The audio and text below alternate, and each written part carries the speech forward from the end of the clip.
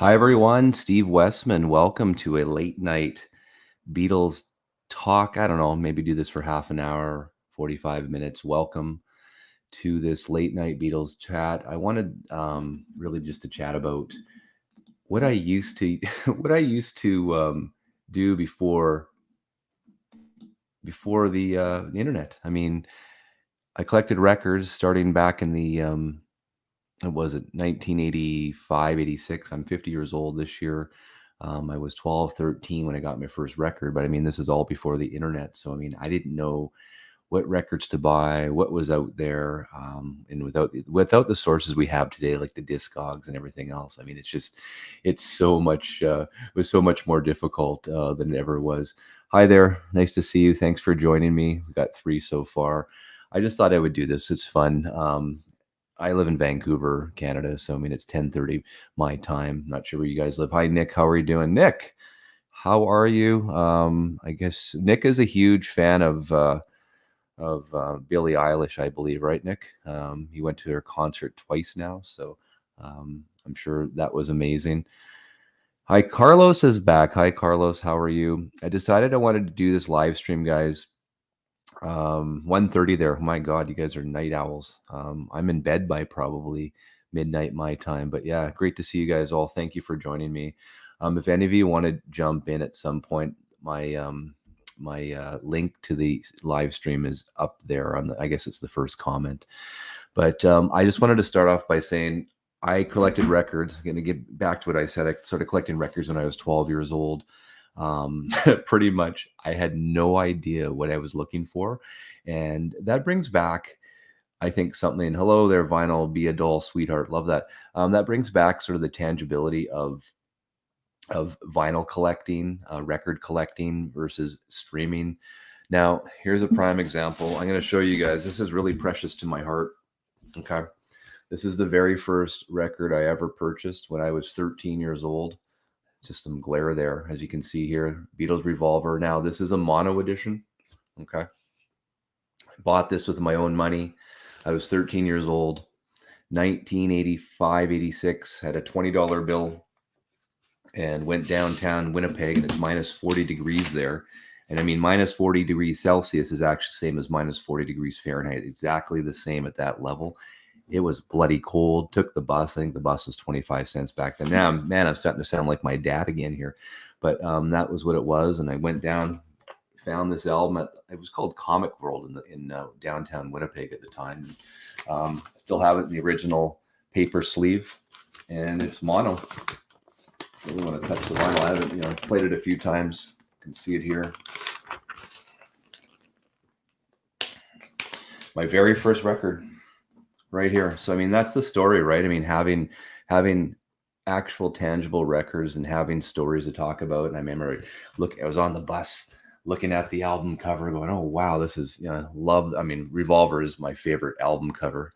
Sorry about the glare here. So, I mean, is my favorite album cover. And I mean, I remember, looking at, okay, Taxman. Oh, George Harrison got the lead in this one. You got to remember, guys, this is when I was very young. So, I mean, I knew about the Beatles, and I picked it up right away. That Taxman, George Harrison is the first track. I mean, if you look at all the other Beatles albums before Revolver, that was unheard of. So for Harrison, for Lennon and McCartney to allow Harrison the lead track, that's amazing, which is a great track, Taxman, by the way. And a little bit of a fun fact there, if anyone didn't know, the guitar solo and lick on Taxman was actually Paul McCartney, not George Harrison. That one, Harrison tried it a few times apparently. So the story goes, and it just couldn't get the right sound, and McCartney jumped in on it, and that's what you hear to this day, that guitar lick. So no. So what did I use for sources? I mean, I got this one. This is a mono. Love this album. I love obviously the Giles Martin remix. And I'm going to show you something here. This is what I used right here. This was my internet back when I was 12 years old. This is the complete, what does it say here? U.S. record price guide of Beatles. And this came out, and this is the first edition. This would have come out in 1983. So I had this. I was in 86. I had this. This is already 3 years old. So I wanted to show you some of the prices back then. Just get a kick out of some of this stuff as well. I mean, my collection of Beatles stuff. I've got some, some decent albums. I'll get into this a little bit as well. Hang on a second, Nick. Steve, slightly off topic. Hang on. I'll post this one here so I can see it. Steve, slightly off topic, but you got to remember the Goldmine catalogs, pre-disc dog stuff. Laugh out loud. Yeah, not really. Yes and no. I do. I didn't use it though, but yeah, that's a very, very, very good one. But again, this was for my Beatles records. This was my internet, guys, in 1983. This is called. It's printed. This is actually printed, and it, to this day, I mean, I remember flipping through this at night. I just thought this was the most incredible thing. So some of the prices, 1983. So let me go to a couple things here. It's kind of neat too. They've got some of the 45s in here. I hate this glare here. 45s of some of the albums. Move it out this way. Sorry, you can see. And there's I have this one. I've got the is it the mono? Yeah, I got the mono version, not the stereo. Stereo butcher copy is worth a little bit more. I bought mine, God, years ago. It's not peeled, and I got mine for about $400 years ago, so it's not bad. Okay, let's give you some examples of if you got something you want to. If you have a Beatles album, Dreaming of Beatles. I love that. I'm trying to find one in particular here that you might resonate with you guys. Give me a second. Lots of stuff in here. Want to find something that's actually worth some money and go through that. I did want to show you the butcher cover, and I'll get to that in a second. Anyone else have any stories with regards to their first collection of records? I mean, I use this all the time. This was my source. So I'd go into a local record store in Winnipeg, and this is what I'd be using. Kind of crazy. Nick, this is what I used before the internet. Okay. Hi, Michael Lord. Yes, greetings, insomniacs. This is late night Beatles talk. I don't know. I mean, I normally, as you probably know on my channel, I do a bunch of audiophile stuff, but I decided that, I mean, maybe, and I was looking back, this is my 4th live stream now, and they've all been Beatles related stuff. So I find that quite interesting that I'm doing that. So maybe I'll stick to Beatles live streams or something like that. I'm not sure if all you Beatles insomniacs want to talk about it, but that's, I didn't really, when I was 12, 13 years old, that's Nick's age now, just kidding, Nick, but I didn't know prices. I didn't know what was good, what was bad, mono versus stereo, that type of thing. And so this is the book, the complete Beatles, the US record price guide. And I mean, knowing what I know, and my first two LPs were Cat Stevens, My Own Money. There you go. Didn't know much about prices and whatnot. I've never to this day been a big fan of 45 RPM singles, just so you guys know. Not a huge fan of those at all. And I've got a shitload of them in my garage that my mom gave me, and I'll never play them. There's Beatles in there, Elvis. I don't care. I just don't like the 45 singles for whatever reason, just because it's what 1 or 2.5, 3 minutes, and then you're having to get up again. Forget it. So not a bad book. I mean, it actually also has up to 1983, all of the Beatles, the solo records as well. And I'm trying to thumb through this, and I think I finally found it here. Trying to waste some time. Here it is. This is what I want to show you here. As you can see, 1983, they're talking about the butcher cover and different prices. So this always intrigued me, the butcher cover, right? As a young kid going, oh, I wish I could have this. So back in 1983, a first issue butcher cover in stereo, and that is the more desired one. I do have I have a pasted butcher cover, mono, but the stereo butcher cover first issue, first state, I guess they call it, in 1983 was going for $1,000. Does anyone know, if they can Google it for me, what a first state butcher is going for in today's dollars? In 1983, it was $1,000. So I just need to know. A paste over, which is the mono version, that's the one that I have, was going for $200 back then as well. And then there's a first issue mono that's going for $600 back in 1983. So interesting, the prices back then. But yeah, for all my Beatles records, and I mean, I didn't know much. I mean, compared to the internet today, everyone's a genius now that we have Google and whatnot. But back then, man, it was very intimidating, looking for records. And I mean, finding this one here, I mean, being on the bus, it's the stories, right, that you have by having these records that you're not going to get if you're just streaming, thumbing through Spotify or Apple Music. It's just not the same for us, right? Just absolutely not the same.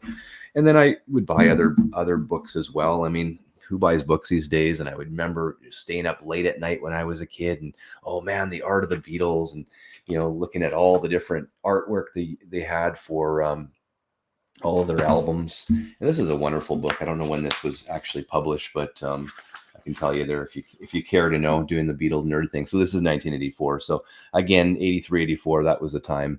Hang on a second. What do we got here? Nick says, hi, Steve, Jazz. Hey, how you doing? Mike, Nick, where are you with that? Here you go.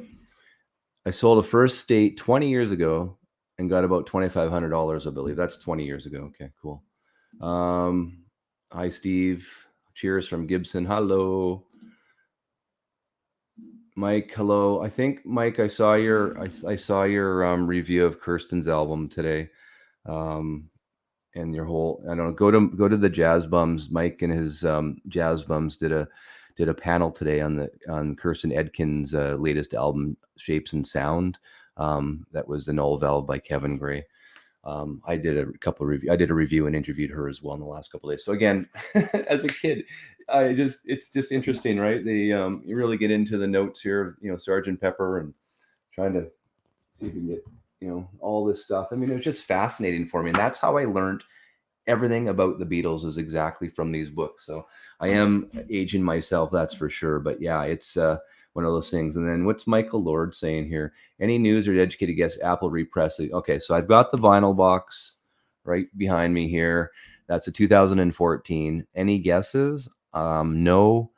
Do I think it's going to happen again? And I think my last live stream, you guys will remember, I was hoping, and I think before another mono box, which could or may not happen, I think that we might see it. I'd like to see a AAA stereo box. That's what I'd like to see.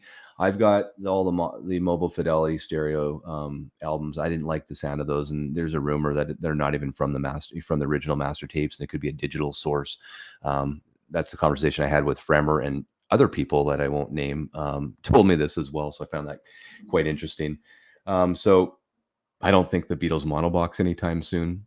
I bet you what they're going to do. I mean, Rubber Soul will be next for the remix with Giles Martin, but I bet you you'll see a mono version cut by Sean McGee from the Masters for that box set. That would make a lot of sense. I'm going to bet that's what's going to happen. That's going to be the same sort of sequence as we've seen with the Revolver set as well. So that's what I like to see. That's what I bet you is going to happen.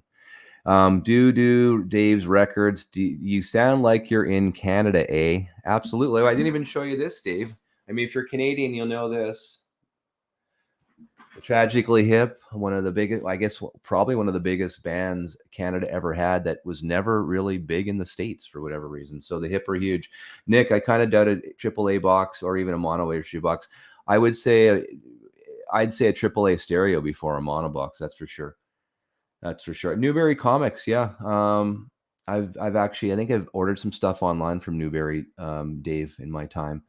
And Michael Lord looking for a Revolver or the Rubber Soul box. I mean, you got to remember the older Beatles albums were a 4-track recordings, right? So they're, obviously their instruments were all sort of recorded together. So I mean, it's the software that's taking apart each instrument and then placing them separately, and that's where Peter Jackson and his team comes in. That's for sure.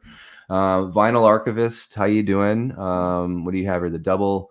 I doubt the BC1 Mofi box set a digital step in 82. Now, I had an interview with Michael Fremer, and two actually, and both times him and I chatted about that. I mean, and I've also chatted with other people that are in the know in the industry that say possibly as well. I mean, who knows? It's 1982. Does it really matter at this point as well? But again, we, probably a year ago, if we said, hey, Mobile Fidelity is using a DSD in their step, you would have doubted that too, right? So I mean, just like when I came out a year ago and basically said that Mobile Fidelity does not half-speed master their records, people were freaking out, going, "What do you mean they don't? It's right on their website." I said, "No, guys, they haven't half-speed mastered since like 2000. What was it? 2013, 2014. So absolutely." Anything. I you know what? Nothing is out of the realm of possibility in the record industry world. I mean, come on. Who knows? Exactly. Mike from Jazz Bums. Mike, thanks, Steve. I just got my Craft Lockjaw Davis box pre-ordered. Nice. That'll be beautiful. Mucus Sanctuary. Thanks for the info on the Beatles Mofi. I was considering bidding on a couple of albums on the In-Groove auction tonight. I have them all. They're okay. You got to remember, guys, the 1980 I guess all the early 80s Beatles albums, or all the Mofi Beatles albums, or all the Mofi albums from the 80s had that smiley face EQ. Stan Ricker half-speed cut them, but they just don't have the pop or the kick or the dynamics of some of the UK stuff. Absolutely. If you're gonna buy Beatles stuff right now, I would definitely consider the UK pressings. That's where you want to be. Michael, let's see here. Michael, my goal is to get the 81 mono pressing that were done for the original stampers, from what I understand. Yeah, I do believe that is true from what I remember as well. What turntable do you use? What's your favorite? Right now, I'm using a Riga Planner 6 with an Ania Pro MC cart. Absolutely fantastic. At the hi-fi shop, I also use a Lin L12 with an AccuPhase integrated amp and some Sonos Faber speakers as well. So some pretty good stuff. And Vinyl Archivist, what you're saying here, Stan Ricker cut that and was told by the head of Mofi to boost. Exactly. So it wasn't Stan Ricker that was doing it. I mean, obviously he was paid by Mobile Fidelity to basically boost it, right, on the high end side. So that's what you're hearing on those records as well. I mean, I'm not a big fan of them. I think the Rubber Soul Mobile Fidelity pressing sucks, like absolutely sucks. My Michelle, at least my copy anyways, the sibilance on that is absolutely deafening. I can't listen to it, so definitely don't. I don't like the Rubber Soul album. That's why I'm so excited to get see that remix at some point. What's Daniel saying? Daniel, aging oneself. The first Beatles album I heard was in '69. My dad was a janitor in school, and when helping me in the summer, the teacher staff room had some albums, and my bro and I listened to the Beatles. There you go. Yeah, you're aging yourself. A little bit older than me. That's okay. I hear you. Michael Lord, the White Album, Mofi, and Abbey Road from the 80s sound good to me. I guess I'm the weird one. Mofi, White Album. I mean, here's the thing, right? I mean, the Mofi, the White Album, as you remember, was really engineered as a mono recording. And George Martin, and I think it was Jeff Emmerich at that point, would have spent maybe 8 to 10 hours or so mixing the stereo tapes. So I don't know. I think the White Album in mono is my pick. I mean, you see it behind me. The 2014 cuts are my go-to for any of the Beatles, that's for sure. Dave, my Beatles records was a 45 of P.S. I Love You in 1964. And that would have been the Capitol version, Dave, if you're Canadian, on the yellow, I think it'd been the yellow Capitol 45 RPM cut, or RPM record, if I'm not mistaken. Vinyl Archivist, that was from the Moron. Yeah, okay. Phono preamps. Okay, he makes lounge audio phono preamps. Who's Yoko Ono? That's all I'll say about that. None, obviously, Michael. Come on. And what's I'm in the US. Wish I had it. Oh, I'm sorry. I thought you were Canadian. So yeah. So Vinyl Archivist, I know from my talks with a few people, there is that possibility that the box, or the Mofi stuff they used I think a Sony digital recording device. I can't remember the name offhand. You probably know, but that's the conversation I had with Michael Fremer. I don't know where he got that information from, but I also have spoken to other people in the know that say that as well. So who knows? I mean, we don't know. Stan Ricker is no longer with us, so I don't know. Oh, really cool though. A few weeks ago, I did a Stan Ricker video a year ago or whatever, and I thought it was really cool. I had a comment or a few comments from Stan Ricker's son pop up. So if you go to my video, I don't know the title right now, but Stan Ricker actually his son actually made a few comments, which I thought was really cool. And read those comments. It was really nice to see him. He was really happy to have his dad talked about still after all these years. So that's pretty cool. What are some of your favorite Beatles albums? I'd like to know. I'd really like to know. I don't have one in particular, but I think just from a sentimental standpoint, my favorite Beatles album is Revolver, and I think you guys know why. From my being my very first album I bought, and it's a mono press. And I didn't tell you it's also a Canadian pressing as well. So that's definitely my favorite, just because it's more sentimental for me as well than anything else. Michael Lord, what is he saying? In senior high, I bought Rubber Soul, Abbey Road on the new Plum Capital label. The Vinyl Archivist from the same thread, Robert and Stan, never transferred from digital. Here you go, good. But Greg transferred the tapes to a digital format, so maybe that's where it is. There you go. Interesting, yeah. I guess who knows, right? Who knows? Who knows? But I doubt too that it was a digital thing. I think it's a bunch of bullshit, personally. Carlos' favorite, Rubber Soul. Have you heard of the Mono 5 cut? Apparently sounds incredible. I have heard of it, haven't heard it before. I have Between the Buttons Mono. Well, this is a Beatles talk there, Dave. I know. Yes, Stones. Daniel says Revolver. And then Vinyl Archivist. Yeah, he says whatever, they do sound like crap. No, they do sound like crap. I don't disagree with you. And I did a comparison. Let me just I'll pull this out right now just to prove to you guys my thoughts on this. Now, I got to get this right. Here, I want to show you this. This is kind of cool. So here it is. This is a good point here. This is the an EMI. This is pressed in 1987. So this has been the 20th anniversary EMI pressing out of Australia on, you can see this colored vinyl. Okay. It's got the Parlophone label, as you can see here. It's probably upside, is it upside down? And it's got the gatefold. All right. It's got the cutouts, everything. 87 night. This is the 20th anniversary 87 Australian. And I also have my 1983, and I'll get to it in a second when my point is. This is my 1983 Canadian Capital pressing. Whoop-de-doo, right? And then here it is. This is the thing too. I hate this glare, but by the way, fun fact here. This is not cut and mastered by Stan Ricker. Okay, just so everyone knows. This album here was actually cut and mastered half speed by Jack Hunt. Remember that name, because I have another little fun fact about Jack in a second. So that's Jack Hunt.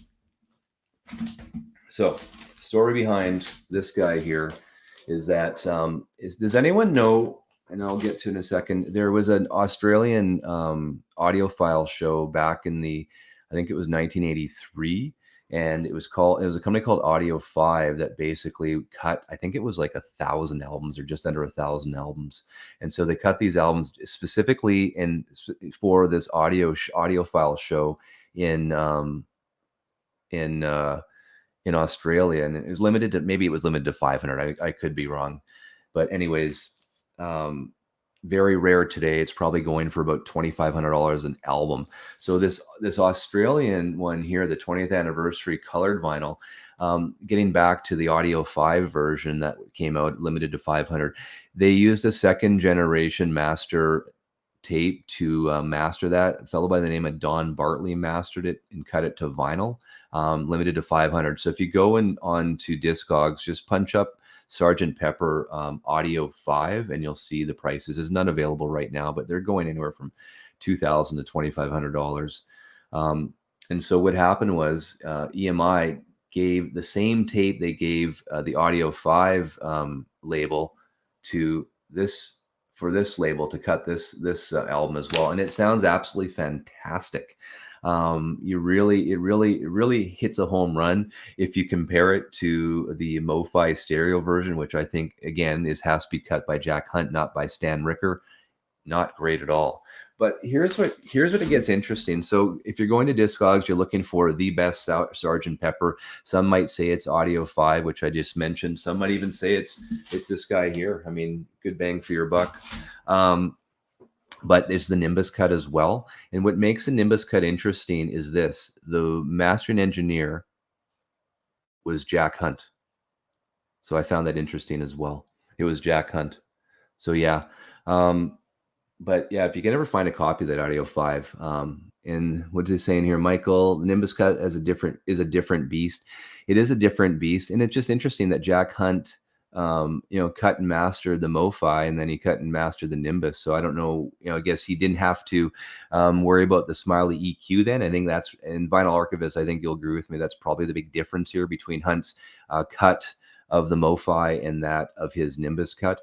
And then, of course, you got Stan Ricker's UHQR version that came out after the Beatles box. And, I don't have a copy of that. And I think that one, too, probably sounds a lot better. And yeah, Jack Hunt did do a lot for Super Disc as well. And that's Nautilus Super Disc. But I think more Super Disc, Nautilus Super Disc, guy by the name of Bruce Leak, I believe his name is. And, was one of the mastering engineers. He did a lot of Nautilus Super Disc. I know he did Neil Young's Harvest, and he would have done Heart, Joni Mitchell. So I don't remember exactly which one's Hunt cut for Super Disc, but I know Bruce Leak, and I want to say his name is either, I think it's Bruce Davidson or Bruce Donaldson was the other mastering engineer who did a lot of it. Vinyl Archivist, what's he saying here? I've had your Aussie Red and the Audio 5, and the Audio 5 is better to my ears. I'm not denying or debating that it's not. I know it is, but I think this is what I can call this one then. Let me call this one a poor man's Audio 5 version. I don't know what they're going for now. I would have picked this up years ago now, not that long ago now, a few years ago now, probably for $50. So I'm not sure if they're the same price. I don't feel I got ripped off for that, but I do think it sounds pretty decent. Not bad at all, that's for sure. But yeah, I would like to, I think my all-time dream Sgt. Pepper would definitely be, not Nautilus, Direct Disc Super Disc, right? Okay, Direct Disc Super Disc, got it. So yeah, that would be true. So for sure, he did a lot of that.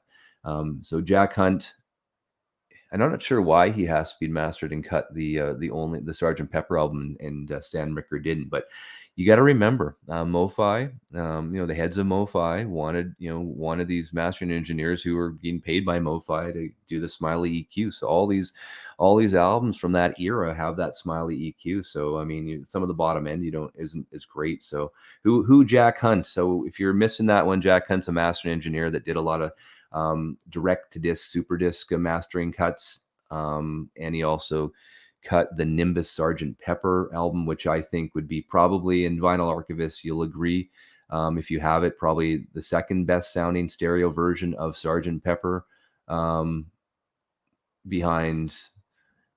behind the Audio 5 is my guess. So if you're looking for really rare Sgt. Pepper, great sounding Sgt. Pepper, Audio 5 Sgt. Pepper, there's about limited to 500. And there's the Nimbus Sgt. Pepper, half speed mastered by, I guess it's not half speed mastered, just mastered by Jack Hunt. So yeah, check those two out as well. You can see here that Vinyl Archivist is saying that he thinks the Audio 5 was better to his ears. That's for sure. I would agree with that if I had a copy of that. That's for sure.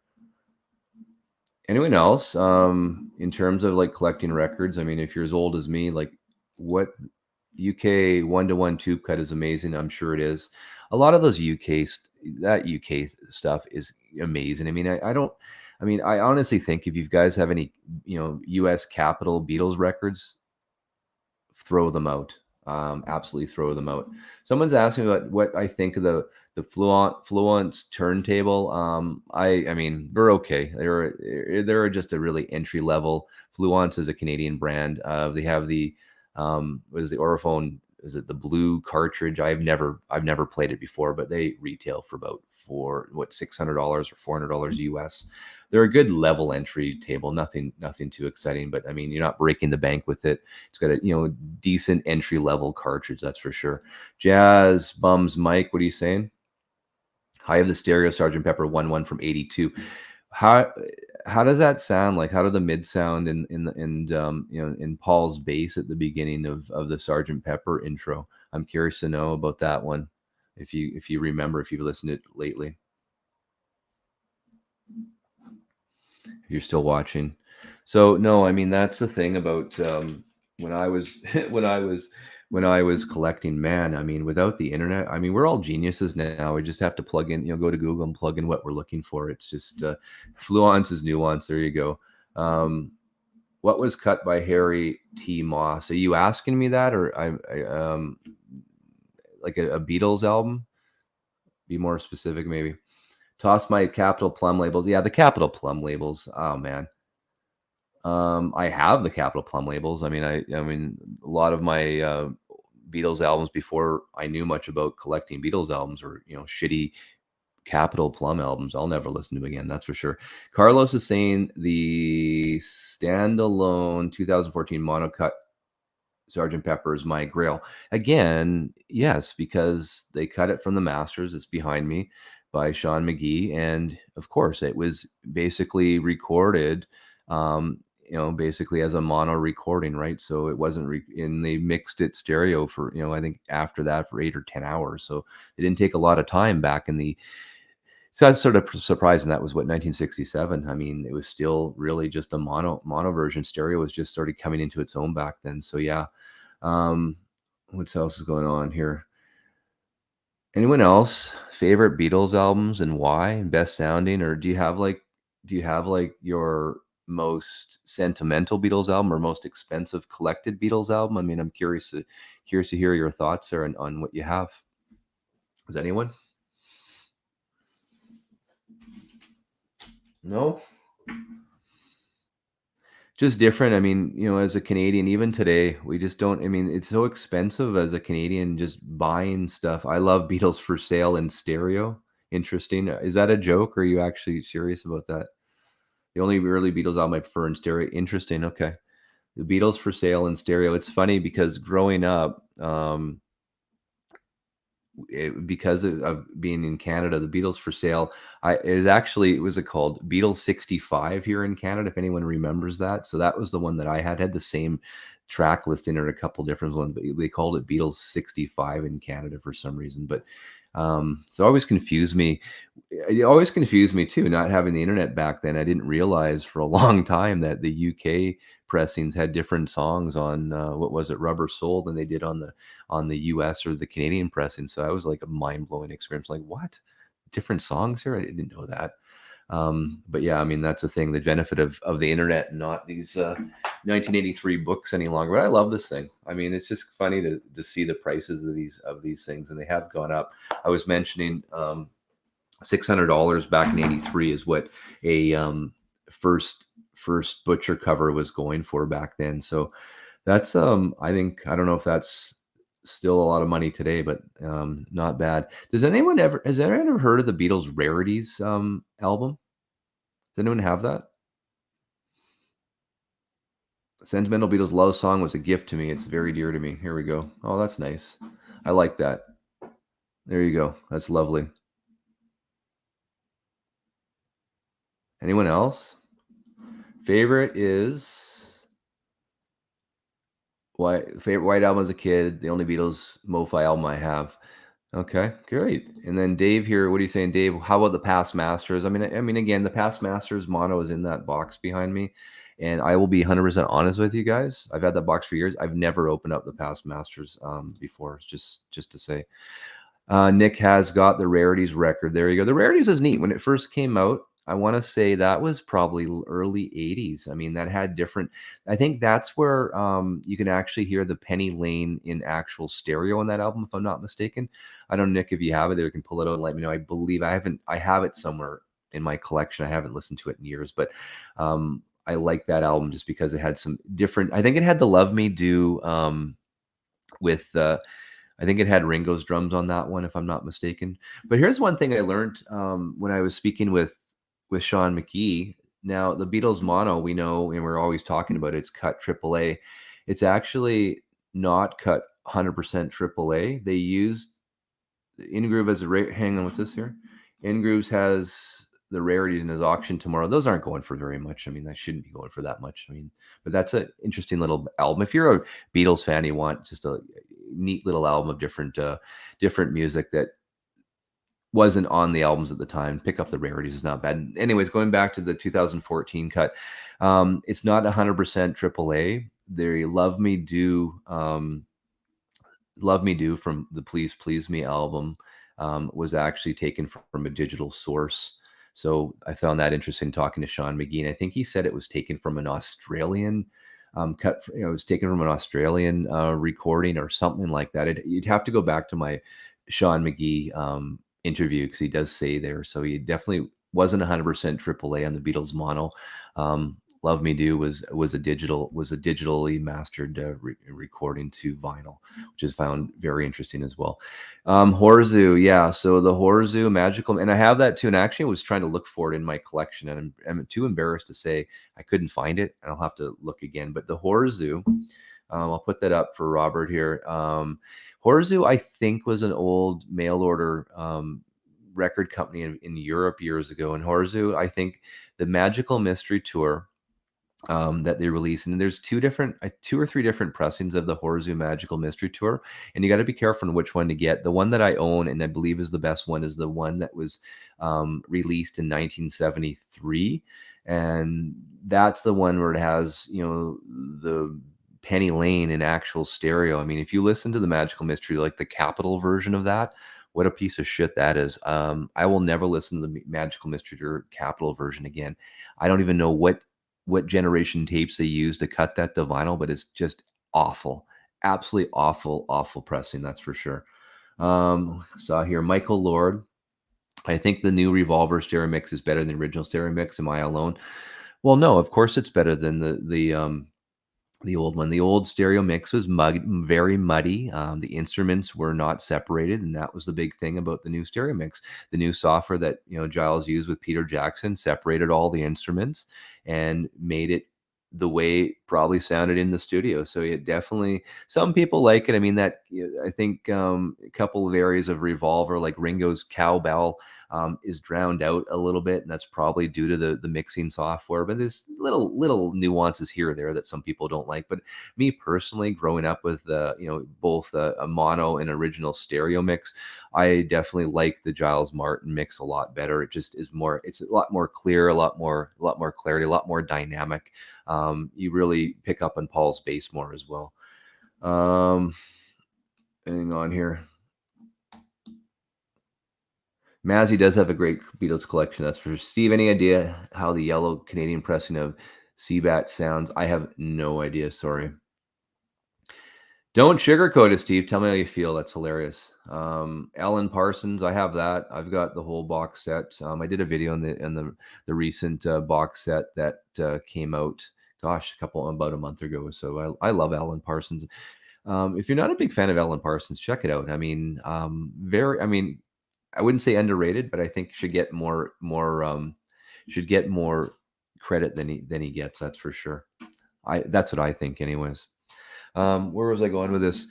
Anyone else have Beatles records sentimental to them, and why? Wasn't he engineering Abbey Road? So yeah, he was an engineer at Abbey Road, and if you watch, you guys need to watch. I mean, you probably have on Disney Plus the latest Let It Be documentary. When you get to the rooftop concert, in the doorway, in one part of the scene, you'll see Alan Parsons actually standing there. So yeah, Alan was part of the engineering team for that record, for that during the Beatles' time at Abbey Road. So absolutely, and of course, we all know Alan Parsons was the engineer for the Dark Side of the Moon. So yeah, that's Alan Parsons. So definitely, he was part of Abbey Road. A very young man back in 1969 or 68, right when the Let It Be rooftop concert came out. And the concert was the best part. I love the concert. That whole album was great. Really, the Let It Be album too. Or I remember watching the Let It Be documentary that was at Michael Hogg directed the first time around. It was very dark. It just didn't have that feel to it. And now that Peter Jackson did it, man, unbelievable. I just really enjoyed it. Michael Lord, I also think the 50th anniversary remix of All Things Must Pass is improvement over the original. That's funny that you say that. I did a pretty good review of the 30th anniversary, the 50th anniversary remix, and the original that I have. Go to that as well. I'm going to disagree with you. The 50th anniversary remix was awful, really drowned out in a lot of areas, a lot of compression, a lot of reverb on it.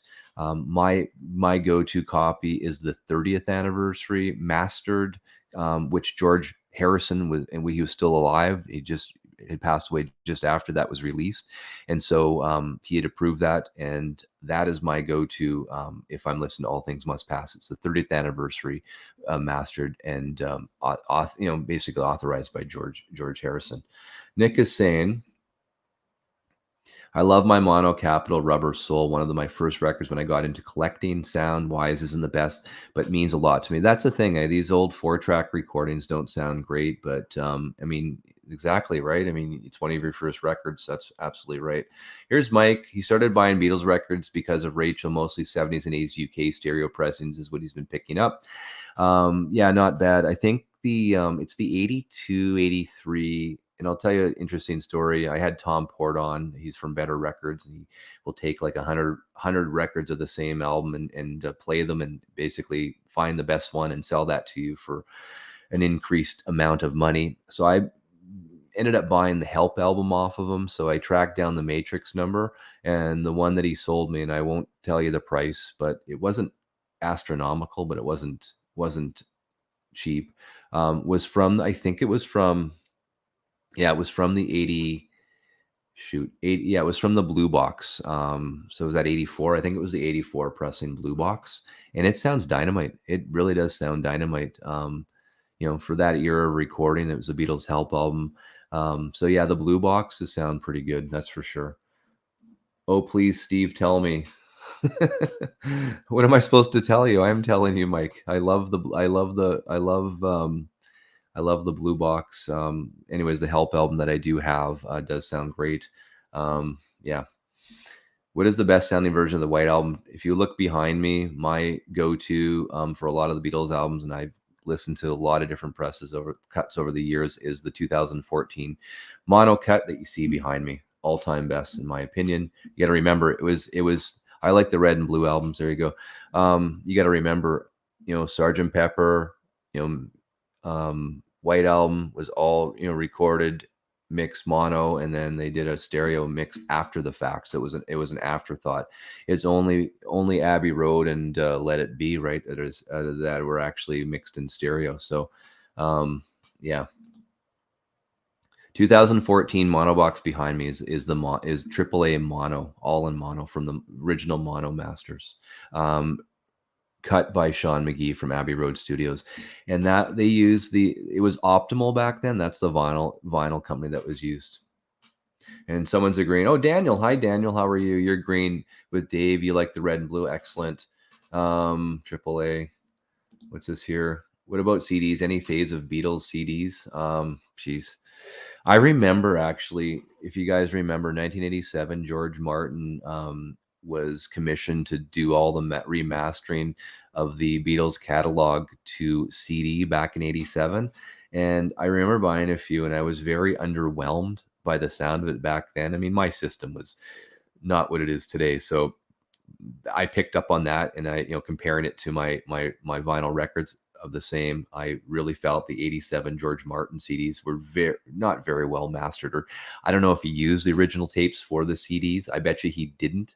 But I never liked the George Martin 87 masters. That's for sure. 87's flat. Yeah, I definitely agree with that. Nick, mine too. 2014 mono box. Absolutely. Nice to have a clean copies of the mono catalog. I love my mono box. I think I told you the only thing I have never opened up is the past masters. I have the stereo version as well, and I don't know. I'm just not interested in listening to the past masters. And that's the thing about Beatles, and this is me too. I'm with the Beatles. I only like to listen to actual original Beatles recordings. I hate when other artists do their music. I don't like it at all. It bugs me. I'll actually, if I hear it on the radio, I'll actually turn it or turn it off. It can only, for me, from a sentimental standpoint, be the Beatles doing it. That's for sure. Send them to me, Steve, your past masters. Yeah, no, that's okay. Nice try, though. You know what? It's funny about the past masters. About a year ago, Amazon was actually still selling the past masters mono for I think it was like $80 or something. And they finally sold out. So I thought that was a steal. If someone picked up on that, that's for sure. It's pretty incredible. Inner Light, there you go. Anyone else have some Mono Masters? The Mono Masters Past Masters was from the stereo. That's what I've been listening to. There you go. Mono Masters, thank you. Right. I think I have both. I have to pull them out. That's the thing. I was saying before my last live stream, I live in Vancouver, in a decent sized house, but the thing is, you run out of space with a family and kids and stuff like that. So I've got a shitload of records in my garage, that I need to go through and organize more. It's kind of crazy, that's for sure. I'm sure you guys have the same issue. Anyone else have some Beatles sort of sentimental stories? Maybe their first Beatles album, where they first heard the Beatles. Maybe they were making out with their girlfriend in the backseat of the car, and a Beatles song came on. I don't know. Maybe that's too graphic for this late night chat with the Beatles, but I don't know.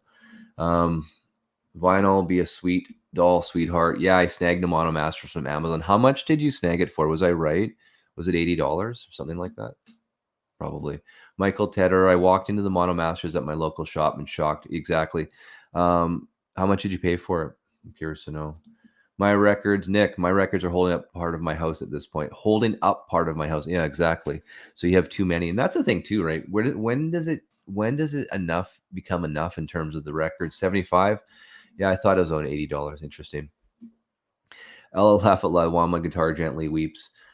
One thing about that, you got to remember Eric Clapton was part of that song. While my guitar gently weeps. Getting late here. What I found fascinating about that, I heard it somewhere. You can actually hear is either Clapton or Harrison's, hitting the side of the guitar with his hand. If you break down the actual song, which I found quite amazing. Mono Masters is around 70 Canadian. So for you Americans out there, that's about $60 US. That's a steal of a deal. Man, there you go, Dave. Too bad you didn't make that one. Yeah. Mike, Beatles Monobox, what's a decent price on that now? So at my local record store in Vancouver, and this was just over, and it's gone now. The one just by where I work downtown. It was in mint condition. Not everything was opened up. He sold it for $1,250 Canadian. So that would be around 950 US is what he sold it for. So I don't know what they're going on Discogs, but probably on Discogs for a mint set. And this one didn't have, a lot of them weren't even opened. I would expect you'd be paying anywhere from $1,500 to $2,000 is my guess. Anyone on Discogs can tell me? Seems like you're lucky to get it at $1,000. Yeah. So I mean, this is a thing. This is so weird about the Vancouver record market. It's a lot smaller, so there's a lot of audiophile pressings, and there's definitely. I guess I should have bought it and you could have sold it for a little bit more, but I'm not like that. I mean, I had time for that shit. But I mean, at the time, yeah. So it was $1,200 they sold it for. So Nick says 950 is a good deal. I don't think you'll get 950 US. You're not going to find it for 950 US. I don't see that. Lowest right now. Here's Carlos. He just looked for me. Thank you. 1,500 right now, lowest, but who knows where that's from? If it's from Venezuela or one of those countries, I'd be suspicious. I don't know. I know there's stereo box sets that are bootlegs from China, so be careful of those ones. Don't buy those ones at all. Last sold on Discogs, 1,200. Michael, when was that last sold? How long ago? Do they sell very often? I mean, if you go look at the list there and tell me or tell the viewers how many have been sold in the last 6 months. I'd be curious to know if there's a big demand for them. And also, how many are being listed? How many are listed on Discogs right now? I'd be curious to know that too.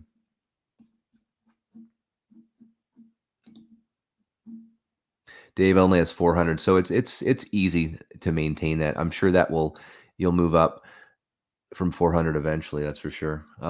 Sealed over 2,000. There you go. Michael Laura, genuine Beatles and mono CD box set can be had for around 100. It sounds great. That's interesting. Now, be careful too, because I know there's Chinese ripoffs and bootlegs of these things. I mean, if you go to eBay right now, the Rolling Stones mono CD box set, there's Chinese ripoffs of that bootleg. So you got to be very careful. Careful what you're buying. Buyer beware in that stuff for sure. 40. Mike Carlos says there's 44 Beatles mono box sets for sale. Last one sold for 1,200. So that's the range, I guess. 1,200. Interesting. January 30th with the last is 1,400. On the 28th, almost every day one sells for over $1,000. So there you go. It's funny about the Beatles and mono. Years ago in 2014 when it came out, you could buy it at Costco. It was sitting in the Costco bins, I think, and I swear to God, seen it for Canadian $400. Incredible. I mean, that's what, 300 US. So yeah, so they're selling. So going back to that, just want to go back to that one as well. Um, so Michael is saying January 30th. So what are we at today? What is it today? The 4th of February. Sold for $1,400. So not that long ago, and almost the 28th. Almost every day, one sells for over $1,000. Wow. What's the music sanctuary? Any mono CD box on eBay below 200 is a Chinese knockoff. Read this carefully, everyone. Okay. No, if it's too good to be true, it probably is. So again, any CD box set on eBay selling for $200 is a Chinese knockoff. Okay. Don't buy it. You get what you pay for. Thank you. Thank you there for that. That's true. Only a fool would pay 1.2K for Beatles and mono set. A repress is coming at some point. Um, I don't think so. I don't know if they're going to do that. I don't know that's on. I going back to my last live stream. I think they'll do a stereo pressing AAA before they repress the mono. And here's another interesting fun fact as well. As you know, I've had Miles Scholl on my channel, and I asked him the same. I asked him about the metal that was the metal for those mono cuts, because they obviously recut the Revolver mono, and I said, did you guys use the why didn't you use the metal from the 2014? And the reason why, they don't have the metal from the 2014 any longer. Now, he didn't explain to me why. I'm assuming it's probably a copyright thing with Abbey Road, right? So they probably destroy the metal so it doesn't get in the wrong hands. Guessing, I don't know, but that was what he said. I wouldn't be too highly. I'd be more highly optimistic. You're going to see Rubber Soul remixed. You probably see a Rubber Soul mono cut again with Sean McGee. You'll probably see the same sort of thing going forward that we're seeing with the Revolver box. That would be my expectation. They've set the bar pretty high, so I don't think they're going to lower it at this point. Nick, yeah, I don't think so either. You're not going to get the mono box set. You're dreaming. People are saying the same thing about the Rolling Stones and mono. The mono vinyl set limited to 10,000, but the thing is, that was the Rolling Stones box that just came out. The colored vinyl was mastered in 2016 by Bob Ludwig, and Ludwig sent the files to Sean McGee to cut.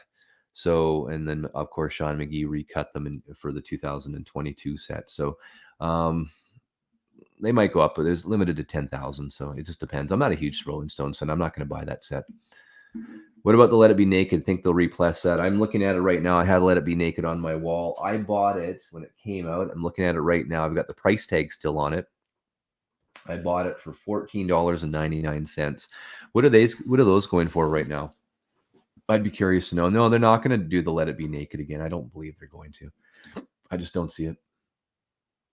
Yeah, of course, we'd be happy. Robert Ludwig Synchronicity sounds great. Yeah, I mean, absolutely. That was a multi-million-dollar sounding album. So I mean, there's a lot of those cuts out there. Hi, how you doing? Hello, welcome to our late night talk. Over $200 for the Let It Be Naked, and I'm assuming, Michael, that's sealed, right? It'd have to be. Mine sealed as well. Like I said, I paid $14.99 Canadian years ago. So yeah, absolutely. So guys, welcome to my late night Beatles channel. I mean, I started at the top here just talking about some sort of my sentimental Beatles albums, and my very first one was Revolver, a mono version. I have it here. This is the one. I used to live in Winnipeg, Manitoba, so I took the bus -40 to grab this album. I think I say I want to pay $8 for this back then, and took it home, and it blew my mind. I mean, started playing guitar after that, tried to emulate some of the Beatles songs, not very well, that's for sure. But yeah, I mean, that's my story. It just to this day resonates with me, and I'll always have that album. Maybe my wife will bury me in it. We'll see. Robert Rodriguez, I heard Optimal has all the metal for the mono. I will tell you, no, they don't. Okay, that's from the horse's mouth. That's not true. Steve's Mystery Tour. There you go. Steve's Magical Mystery Tour. You play awesome. There you go. So Tomorrow Never Knows. I mean, I love the remix of that song. Wow. Fun fact on that one. So if you listen to Taxman, Paul McCartney plays the solo on that one. So in Tomorrow Never Knows, That same solo is actually played backwards on that song. So check that out now if you didn't know that already. I'm sure you guys did.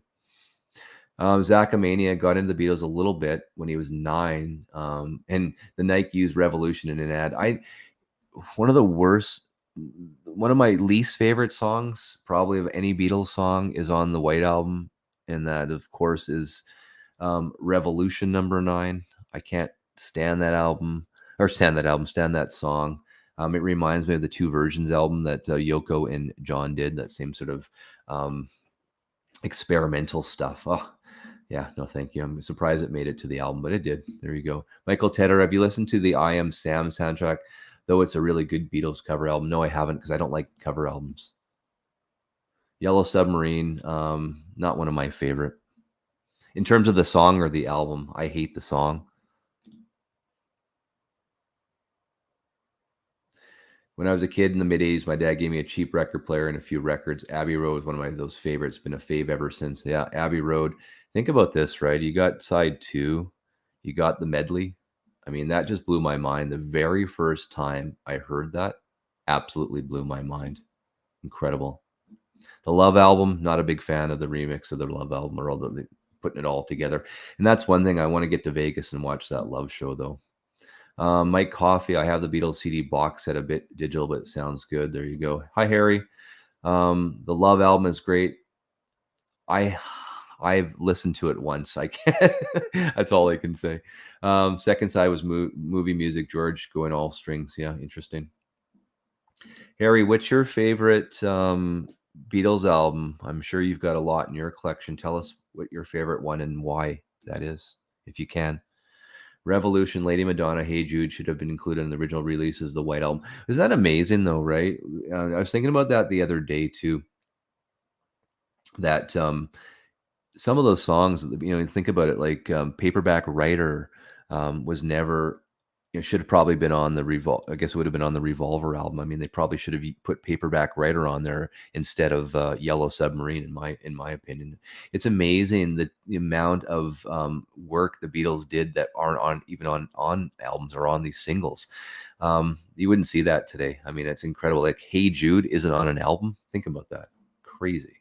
And then, yeah, of course, thank you, Dave. I mean, think about it, Paperback Writer. If we had Paperback Writer and on that as well, on the Revolver album, you take off the Yellow Submarine, which I cannot stand.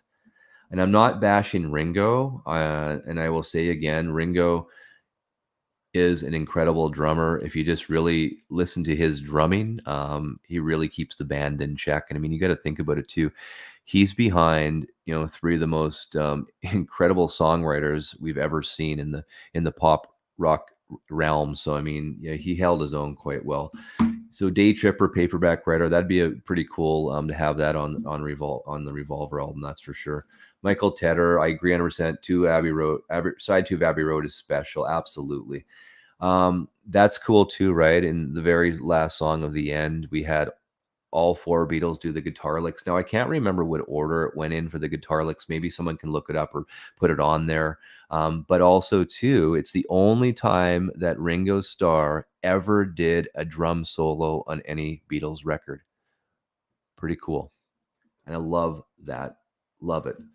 Michael Orr, thinking back, then was including previous release singles and subsequent LPs would anger the public. Well, that's the thing, right? I mean, my parents grew up buying 45s because no one had the money back then to buy the albums or the long plays, the LPs, right? So they'd buy the 45s for 99 cents and listen to the album. Here's another one. Strawberry Fields Forever was recorded during the Sgt. Pepper album. That one, should have been, that one, is an incredible song as well. Should have been included on the Sgt. Pepper album. Steve, that's why Monomaster is so great. It has singles all compiled under the bonus 3 LPs. The mono box would have been incomplete without it. No, I agree. I absolutely agree. I have played it, just not my own set before, because I do have the mono masters, but I haven't played the one in my box. I should have been more clear. And Penny Lane, there you go. Exactly. Anyone else? Favorite Beatles albums?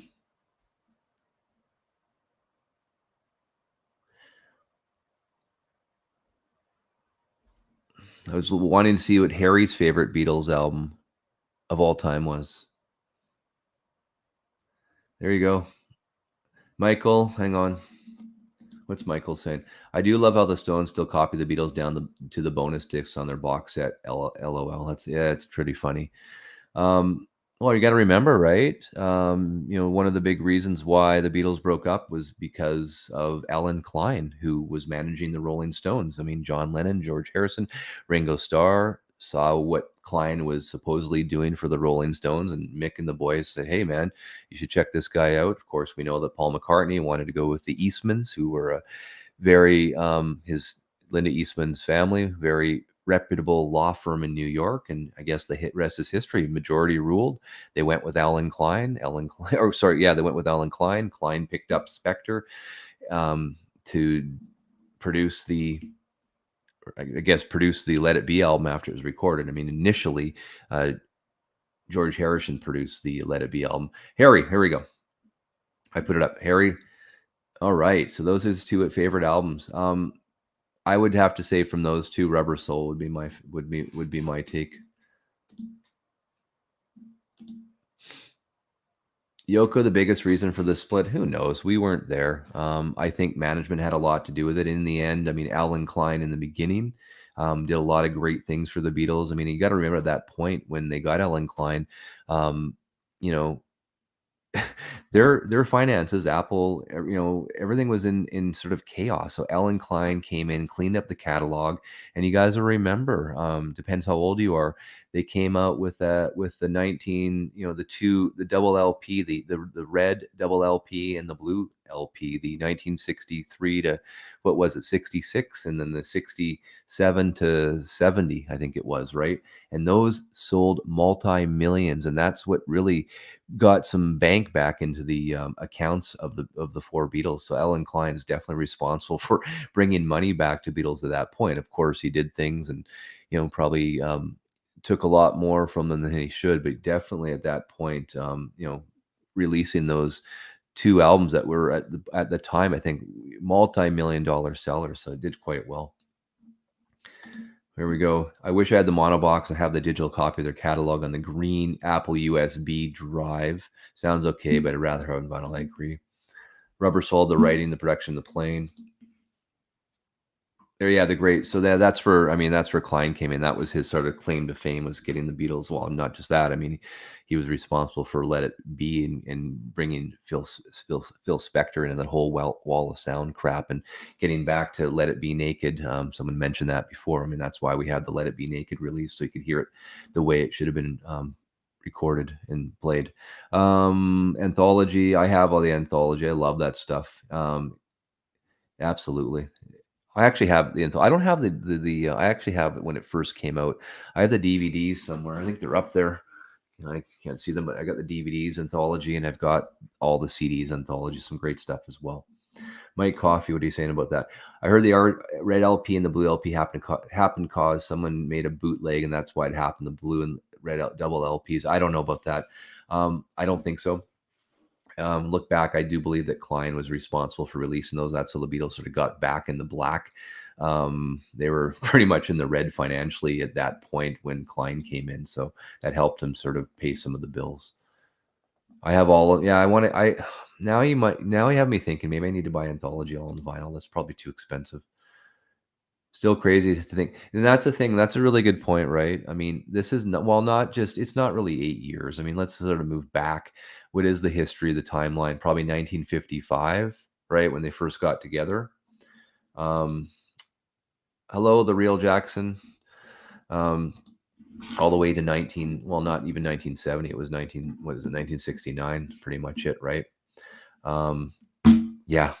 But I really think where they really got their break was probably going to Germany and doing those gigs in Germany where they would basically start at 6-7 o'clock at in the evening and go until pretty much the next morning. It really goes back to what Malcolm Gladwell said, and I think it was the Outliers book that he wrote. If you guys know Gladwell, it's sort of like people get experience and get professional when they put in about 10,000 hours of practice into something. So I think that the Beatles going to Germany and, playing the cavern clubs, right? Playing the clubs. I mean, Cavern Club is back in Liverpool, but playing the clubs in Germany, they got their 10,000 hours in. They matured from being young man and, maturing quite quickly there with the scene at the time, right? The red light district and whatnot. So that's where you saw a lot of maturity, them playing live. I mean, you look at the Please Please Me album, that was pretty much the track set, the list that they played all the time when they were playing live. So I mean, the Please Please Me album is pretty much recorded probably in one or two takes. It was pretty quick album. It was a pretty quick album that was recorded pretty quickly. So I mean, that's probably listening to the Please Please Me album on mono. That's pretty much how you'd have heard the Beatles live in its day. It's pretty cool.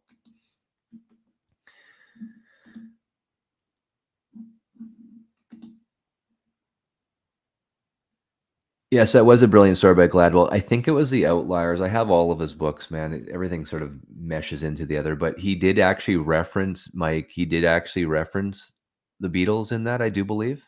That's probably where I got that story from. And he basically was saying, look, the Beatles went to Germany. They put in their 10,000 hours. And I do believe that's a big part of it. I mean, these guys played and played and played. Some things I think we tend to forget that before they became who they are. I mean, they were just a local band from Liverpool pounding it out, night after night in these bars. I mean, they were on the scene for a while in 1959, 1960, clubbing it, right? 1961, 1962. And then finally their big break, right? 1963, they, Love Me Do, and, saw her standing there. We really started to get some traction with the UK radio. And then all of a sudden, um, the US picked up on these guys. And of course, we know the rest is history. Kind of crazy, right? Fun fact, though, too, I think it was, yeah, it was the Beatles with the Beatles album. I believe that was released the day of the Kennedy assassination. So that album was released on November 22nd, 1963, which is kind of really weird timing. And then after that, you never look back. It's kind of crazy. Michael, the development from Rubber Soul forward is amazing. I mean, it's just amazing. I mean, they stopped, after, basically they said, okay, we don't want to tour any longer. I don't want to do these Shea Stadium tours with these people screaming and, whatnot. Let's start experimenting, looping tapes, playing stuff backwards, putting speakers up against the mic, and all these experimental things that they did. I mean, it's just unbelievable what they did. Absolutely. Oh, this is interesting. I saw here. Hang on. What is this? George said if they thought they would become the Beatles, they would have worked harder. There you go.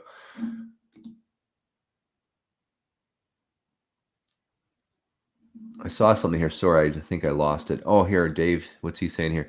Steve, I have a friend saw the 5 times, two at Shea, two at Ed Sullivan, and when it's in it was at Candlestick Park in San Francisco. Yeah, incredible.